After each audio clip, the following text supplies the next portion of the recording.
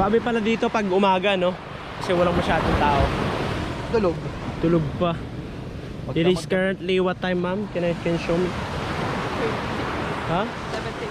So it's currently 7 a.m. here right now, guys, and as you can see, there's nothing much people here around. Look.